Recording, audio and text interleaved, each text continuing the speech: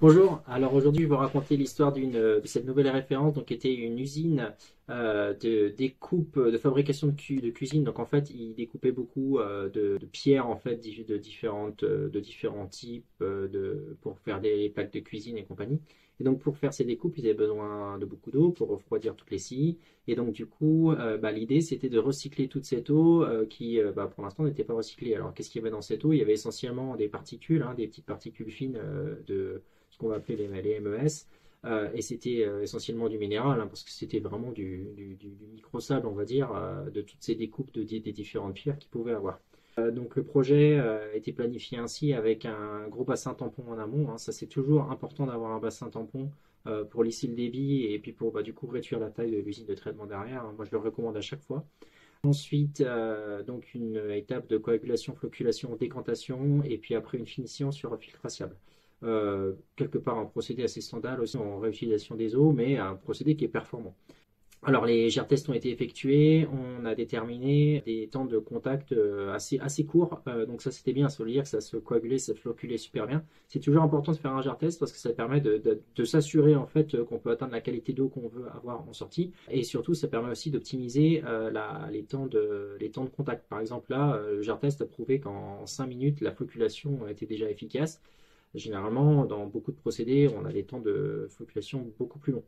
Donc là, avec 5 minutes, c'était super parce que ça faisait des installations assez petites. Alors, qu'est-ce qu'on a fait ensuite pour traiter 60 mètres cubes heure? On pouvait faire ça dans une seule et grosse machine, coagulation, flocculation, décantation. Sauf qu'ils avaient pas mal de contraintes sur site en termes de place et on n'a pas pu faire ça. Donc, on a dû séparer la machine en 4 morceaux, une partie coagulation flocculation et puis après 3 lignes de décanteur lamellaires qui étaient identiques. On s'est même dit pour optimiser le process qu'on allait mettre que 2 décanteurs lamellaires et on préparait tout pour en avoir un troisième aussi, mais que ça se trouve si parce que les GR-tests montraient que les bouts décantaient très bien, ça se trouve avec 2 décanteurs lamellaires ça pouvait très bien passer, donc hydrauliquement ça passait, c'était pas un souci. Donc on a fait une première machine, une première coagulation flocculation avec un répartiteur de débit intégré en sortie de la coque-floc. Ensuite, on est parti, donc les agitateurs, le capot, enfin la machine complète quoi. Ensuite, on a les répartitions sur les 3 décanteurs lamellaires, enfin 2 plus 1 plus tard. Les passerelles, donc là vous pouvez voir sur les photos, je vous montre des photos du chantier une fois terminé avec les décanteurs et le coagulation flocculation qui sont installés. Donc vous voyez déjà quand c'est parti de l'usine, l'avantage c'est qu'on peut mettre tout sur un camion et que tout part direction le chantier sur un seul et même camion, donc ça fait des économies de transport. Ensuite, on va poser les machines les unes à côté des autres. On avait prévu les passerelles avec les supports qui sont déjà intégrés sur les machines pour pouvoir mettre les passerelles autour de la coagulation, flocculation des décanteurs à mer. Et ensuite, vous pouvez voir, donc là, la mise en eau. Vous avez un morceau de vidéo là où je vous montre la coagulation, la flocculation. Alors, vous voyez, ça fait des gros flocs.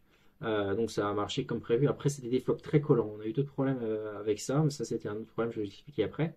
Donc coagulation, flocculation, et ensuite l'eau passe dans les décanteurs lamellaires. Dans les décanteurs lamellaires, on voit bien qu'on récupère l'eau en sortie, qui est du coup on avait 97% d'abattement, hein, donc ça a marché hyper bien. Même le filtre à sable derrière en finition, il était là vraiment, il servait plus à grand chose tellement la coque floc décantation était hyper efficace déjà sur première étape de clarification justement.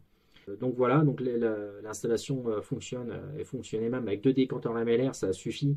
Donc pas besoin de mettre le troisième. Donc on a bien fait de prévoir l'installation comme ça. Le petit truc qu'on a eu comme problème avec ces bouts-là, c'est que le GR-test, alors l'entreprise qui avait fait les GR-tests avait déterminé un taux de polymère qui était hyper élevé. Ça m'avait surpris ça quand on a eu en fait on a eu un problème de boue hyper collante, mais vraiment très collante. Ce qui fait que les pompes à boue avaient du mal à les aspirer. Et donc en regardant ce taux de polymère, on a vu que le taux de polymère était hyper élevé par rapport à ce qu'on peut trouver en standard et on a pu le diviser facilement par 10 par rapport avec ce qui avait été prévu à la base.